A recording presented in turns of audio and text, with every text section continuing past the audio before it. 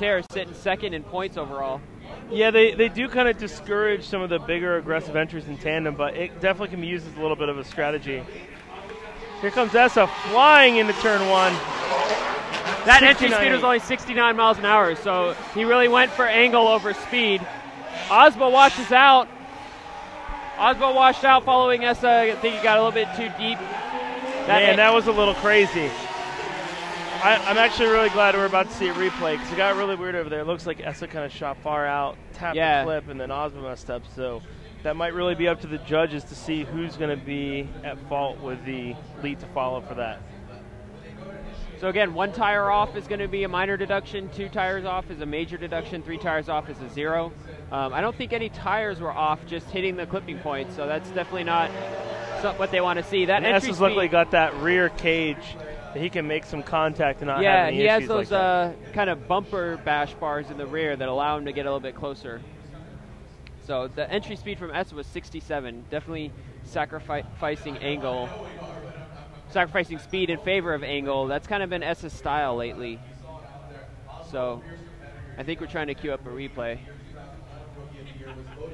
Possibly. Well, let's put it this way, ESSA with that big entry, he was definitely noticeably slower than some of the speeds we were reading earlier, but it's also part of his strategy. Makes it a lot harder to follow. Definitely. There's not really a huge penalty there's obviously a speed marker the judges are looking for, but the most important thing is that you're consistent. If you can run 85, they don't want to see you coming in at 70. But, if he's been putting out speeds at about that rate throughout the day, throughout the weekend, that's not something they're going to fault him for at all. Getting ready right now on the line. AASBO's going to be leading. Yeah, looking into qualifying, he was actually 55.3. So he's actually the sped second up. part of. Here we come with AASBO with a lot more speed, 73 miles an hour. AASBO very wide. ESSA taking the inside line. AASBO went way wide, but ESSA's there to fall through. ESSA doing a good job, really sticking to him in this more technical, slow part of the course. Overall, I feel like that was a lot more conservative run from ESSA, running a shallower line.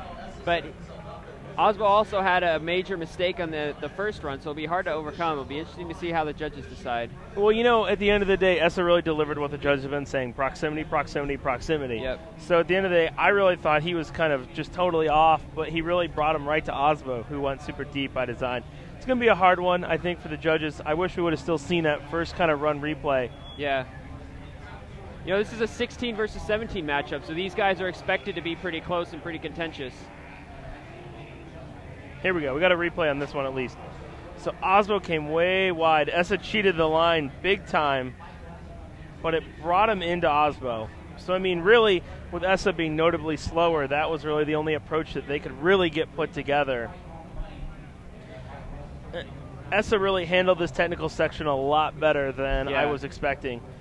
He let AASBO swing in, he poked his door in, he really kind of matched him door for door once they got through, once he caught up from running a shallow line at the entry. And really the drivers they've been stressing the idea of putting proximity ahead of speed. We're waiting for the decision right now. All three judges want Michael ESSA. Yeah, I think AASBO's first run, the mistakes that he made were